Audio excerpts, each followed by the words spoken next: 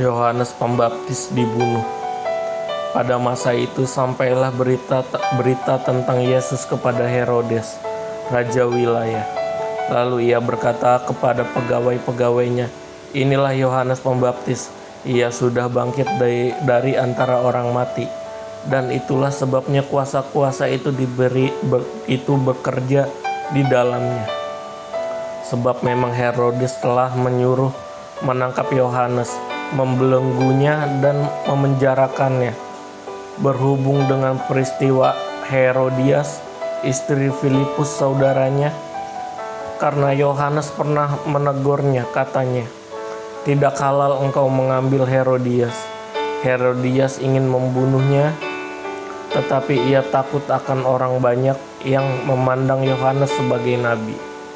Tetapi pada hari ulang tahun Herodes, menarilah anak perempuan Herodias di tengah-tengah mereka dan menyukakan hati Herodes, sehingga Herodes bersumpah akan memberikan kepadanya apa saja yang dimintanya. Maka setelah dihasut oleh ibunya, anak perempuan itu berkata, "Berikanlah aku di sini kepala Yohanes Pembaptis di sebuah talam." Lalu sedihlah hati raja, tetapi karena sumpahnya dan karena tamu-tamunya diperintahkannya juga untuk memberikannya, disuruhnya memenggal kepala Yohanes di penjara. Dan kepala Yohanes itu pun dibawa orang di sebuah talam, lalu diberikan kepada gadis itu, dan ia membawanya kepada ibunya. Kemudian datanglah murid-murid Yohanes Pembaptis, mengambil mayatnya dan menguburkannya. Lalu pergilah mereka memberitakannya kepada Yesus. Yesus memberi makan 5.000 orang. Setelah Yesus mendengar berita itu, menyingkirlah ia dari situ dan hendak mengasingkan diri dengan perahu ke tempat yang sunyi. Tetapi orang banyak mendengarnya dan mengikuti dia dengan mengambil jalan darat dari kota-kota mereka.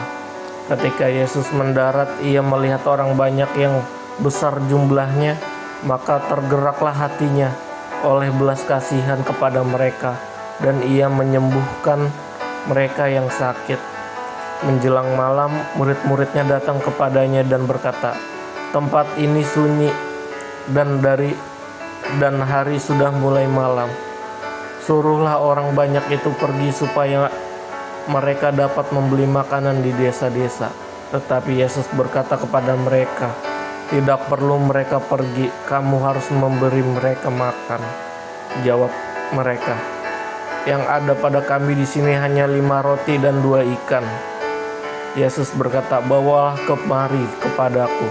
Lalu disuruhnya orang banyak itu duduk di rumput, dan setelah diambilnya 5 roti dan 2 ikan itu, Yesus menenggadah ke langit dan mengucap berkat, lalu memecah-mecah roti itu dan memberikannya kepada murid-muridnya. Lalu murid-muridnya membagi-bagikannya kepada orang banyak, dan mereka semuanya makan sampai kenyang.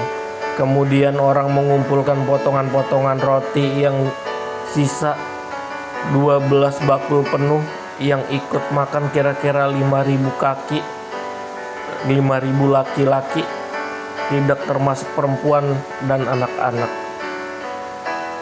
Yesus berjalan di atas air. Sesudah itu Yesus segera memerintahkan murid-muridnya naik ke perahu dan mendahuluinya ke seberang. Sementara itu ia menyuruh orang banyak pulang. Dan setelah orang banyak itu disuruhnya pulang, Yesus naik ke atas bukit untuk berdoa seorang diri. Ketika hari sudah malam, ia sendirian di situ. Perahu murid-muridnya sudah beberapa mil jauh dari pantai dan diombang-ambingkan gelombang karena angin sakal. Kira-kira jam 3 malam datanglah Yesus kepada mereka, berjalan di atas air. Ketika murid-muridnya melihat dia berjalan di atas air, mereka terkejut dan berseru, "Itu hantu." lalu berteriak-teriak karena takut. Tetapi segera Yesus berkata kepada mereka, "Tenanglah, aku ini, jangan takut."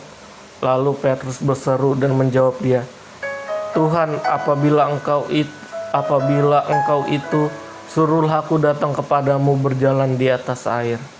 Kata Yesus, "Datanglah." Maka Petrus turun dari perahu dan berjalan di atas air mendapatkan Yesus. Tetapi ketika dirasanya tiupan angin, takutlah ia dan mulai tenggelam. Lalu berteriak, "Tuhan, tolonglah aku." Segera Yesus mengulurkan tangannya, memegang dia dan berkata, "Hai orang yang kurang percaya, mengapa engkau bimbang?" Lalu mereka naik ke perahu dan angin pun redalah. Dan orang-orang yang ada di perahu menyembah dia, katanya, "Sesungguhnya engkau anak Allah." Yesus menyembuhkan orang-orang sakit di Genesaret. Setibanya di seberang, mereka mendarat di Genesaret. Ketika Yesus dikenal oleh orang-orang di tempat itu, mereka memberitahukannya ke seluruh daerah itu. Maka semua orang yang sakit dibawa kepadanya. Mereka memohon supaya diperkenankan menjamah jubahnya, dan semua orang yang menjamahnya menjadi sembuh.